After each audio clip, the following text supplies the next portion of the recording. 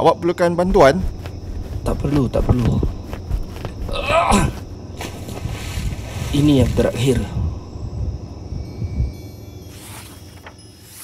Saya editor podcast Syahidah Sarhid, episod ke-6, kes mayat dikerat-kerat di Sungai Kalang.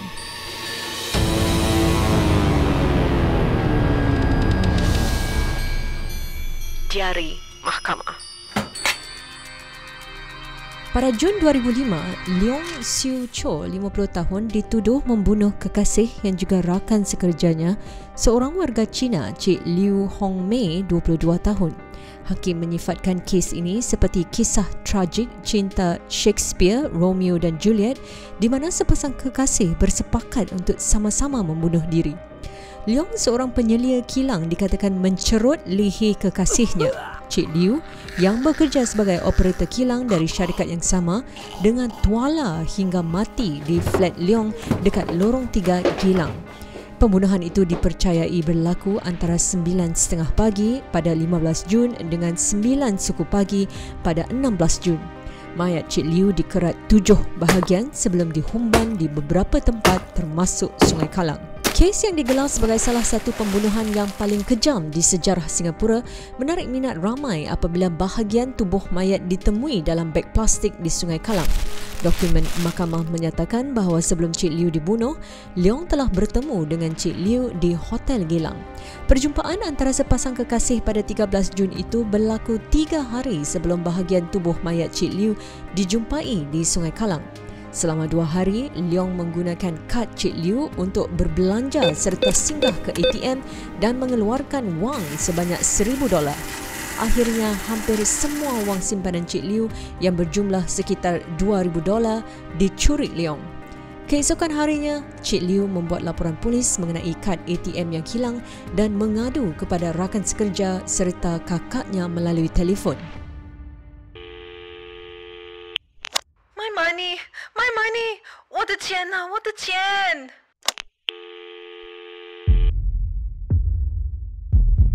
Sebelum kejadian pada 16 Jun 2005, Cik Liu telah memperkenalkan Leong dengan gelaran mentor dan penyelia kepada keluarganya di China. Leong sudah pun berumah tangga dan mempunyai 3 orang anak. Keluarga Cik Liu bersyukur kerana Leong dapat membimbingnya meskipun berdikari di Singapura. Kakak Cik Liu yang bakal berumah tangga di Singapura dan bakal abang iparnya kerap meluangkan masa dengan Cik Liu. Oleh itu, mereka tidak pernah mengesyaki hubungan rapat di antara Cik Liu dan Leong. Disebabkan hubungan di antara Cik Liu dan Leong sekadar penyelia dan pekerja bawahannya, hubungan intim mereka tidak pernah diketahui. Malah, keluarga Cik Liu menganggap Leong sebagai seorang yang boleh dipercayai. Bila kepercayaan itu runtuh disebabkan pencurian kad ATM, Leong berasa resah.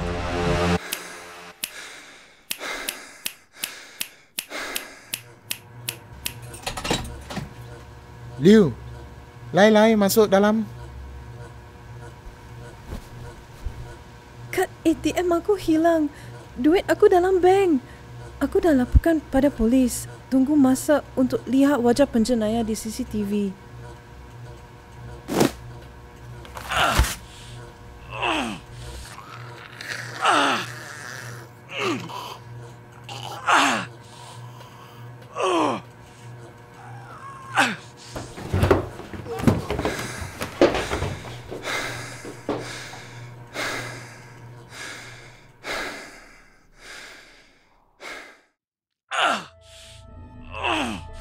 Leong mencengkam leher kekasihnya, warga Cina Cik Liu, 22 tahun, dengan tuala hingga mati.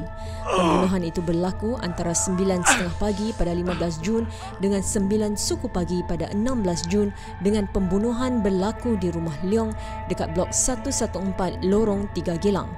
Kemudian Leong mengerat tubuh Cik Liu pada 7 bahagian dengan menggunakan sebilah parang dan sebatang pemukul getah untuk memotong bahagian tulang. Bahagian tubuh Cik Liu kemudian dibalut dengan kertas surat khabar, dimasukkan ke dalam beg plastik yang berwarna hijau dan diletakkan ke dalam kotak kadbod. Leong menggunakan beberapa cara untuk membuang bukti. Dengan menggunakan basikal, Leong menuju ke ubi untuk membuang baju, kasut dan kaki Cik Liu di kawasan tempat pembuangan sampah yang berlainan. Sejurus lepas itu, Leong menggunakan teksi untuk ke Sungai Singapura dan Sungai Kalang.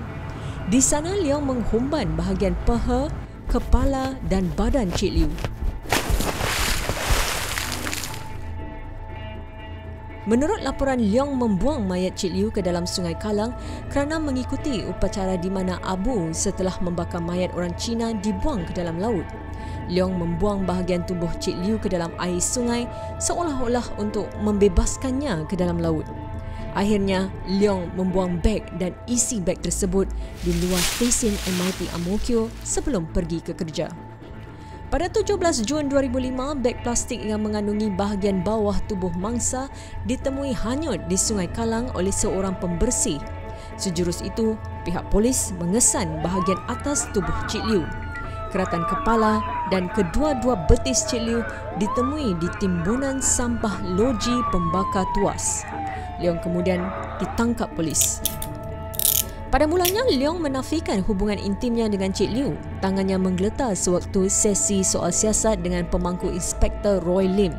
Kenyataan polis pada 17 dan 20 Jun pula menyatakan bahawa Leong mengaku yang Cik Liew berada di flatnya pada 15 Jun 2005. Menurut Leong, Cik Liew mengajaknya pulang ke China. Dengan berat hati, Leong mengatakan kepada Cik Liew bahawa sukar baginya untuk memulakan hidup baru di China serta meninggalkan isteri dan ketiga-tiga anak dewasanya di Singapura. Cik Liew pula menyarankan agar mereka bersepakat dan sama-sama membunuh diri. Menurut Leong, Cik Liew yang bercadang bahawa beliau akan mati dahulu. Demi melaksanakan rancangan sepakat mereka, Leong melilit tuala di leher Cik Liew, mengetatkannya sehingga wajahnya menjadi biru.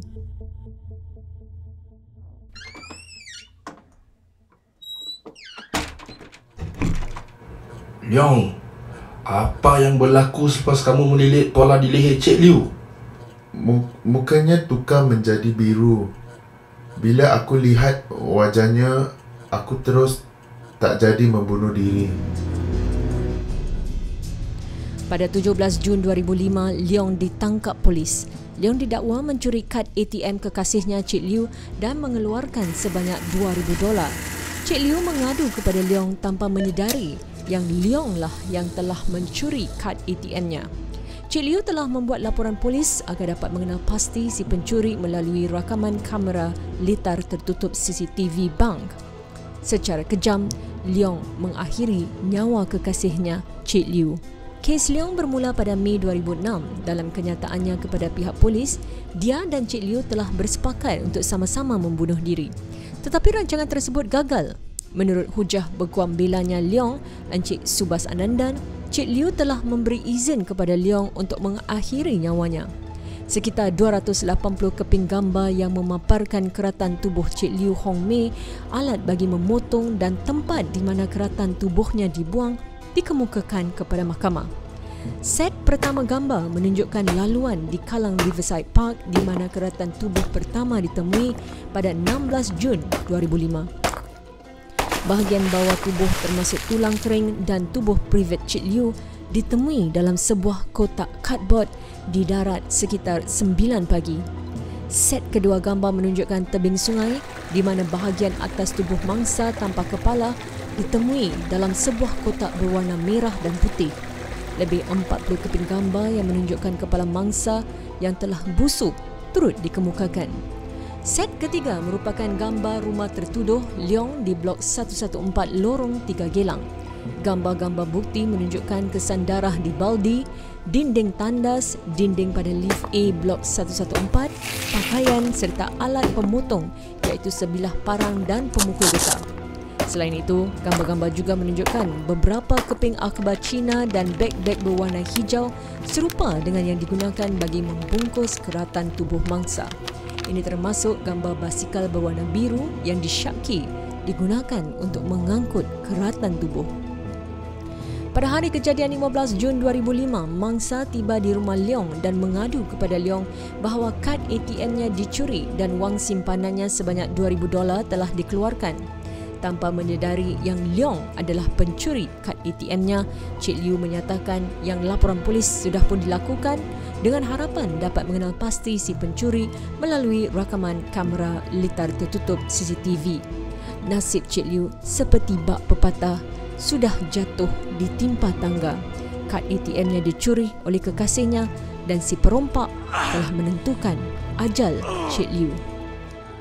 Seramai 150 orang menghadiri majlis pengebumian jenazah Cik Liu pada 11 Julai 2005.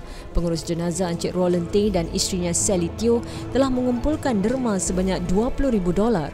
Kakak Cik Liu, Cik Hong Wei, tidak dapat menziarahi majlis itu disebabkan masalah peribadi. Derma tersebut diserahkan kepada adik perempuan Cik Liu. Keranda jenazah Cik Liu yang dimuatkan dengan buku, patung dan pakaian kegemarannya dibakar pada hari yang sama. Kemudian abu jenazah Cik Liu dihantar pulang kepada keluarganya di China. Kes mayat di kerat-kerat di Sungai Kalang dianggap sebagai salah satu kes yang dikatakan bermula sebagai perjanjian antara sepasang kekasih dan berakhir sebagai sebuah tragedi. Peguam bela Leong menghadapi cabaran bila tidak dibenarkan menemui kliennya Leong. Akhirnya Peguam bela Leong, Encik Subhas Anandan, berjumpa dengan kliennya pada Khamis 7 Julai 2005 selama sejam. Pada hari yang sama, isteri dan ketiga-tiga anak dewasa berjumpa Leong di Jabatan Siasatan Jenayah. Encik Subhas memberitahu wartawan yang beliau telah menerima arahan pendahuluan dari Leong dalam sesi perjumpaan selama sejam pada hari Khamis itu. Semasa perbicaraan penyelia tertuduh, Leong telah memberitahu Mahkamah Tinggi yang dia dan Cik Liu berniat untuk sama-sama membunuh diri. Menurut undang-undang, ia tidak dianggap sebagai pembunuhan apabila seseorang di atas 18 tahun mati atau mengambil risiko mati dengan persetujuannya sendiri. Bagaimanapun, timbalan pendakwa raya Lau Wing Yam menggelar Liu sebagai pembohong. Lau membaca senarai pembohongan yang telah Leong lakukan. Leong menafikan yang dia dalam perhubungan intim dengan Cik Liu apabila disoal polis. Malah, Leong pernah menerima amaran dari pihak pengurusan disebabkan hubungan intimnya dengan Cik Liu, seorang pekerja bawahannya. Leong juga berbohong yang dia telah mengeluarkan $2,000 sebagai gurauan. Leong berkata Cik Liu telah menawarkan kadnya dan mencabarnya untuk mengeluarkan duit sementara Cik Liu berpura-pura tidak tahu tentang peristiwa itu. Berikut merupakan soal jawab antara Peguam bela Leong, Encik Subhas Anandan, dengan tertuduh Leong.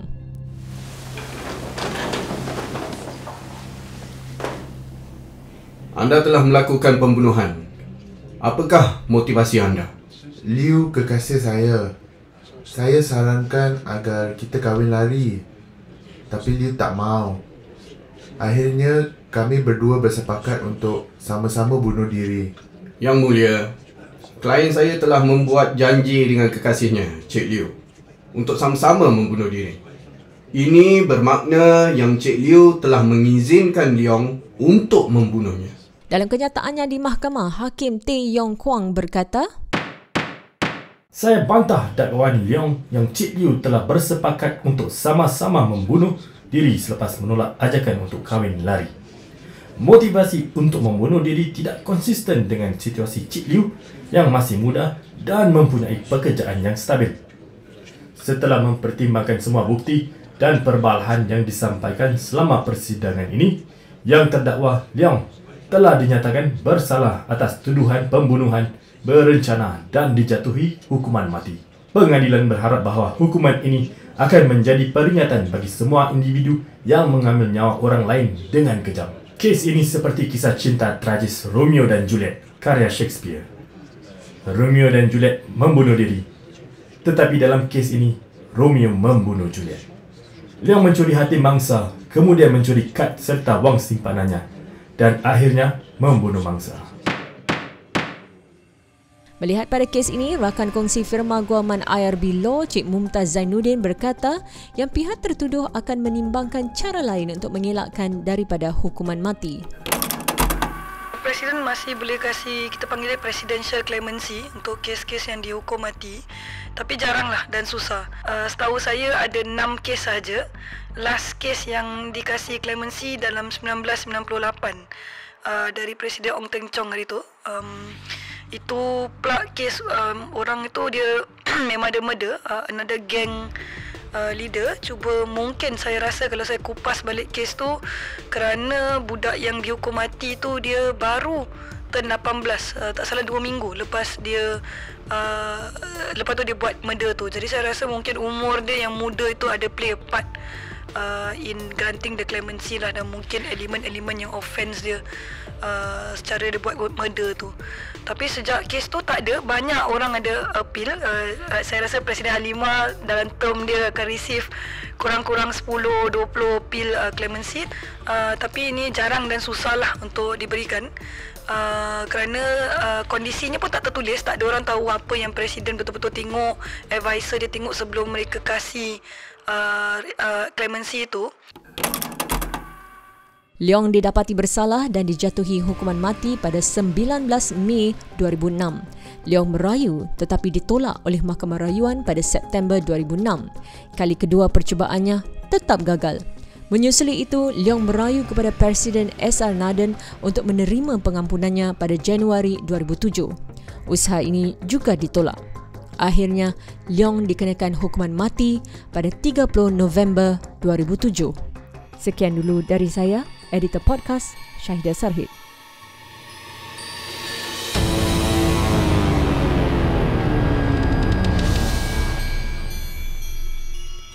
Diari Mahkamah.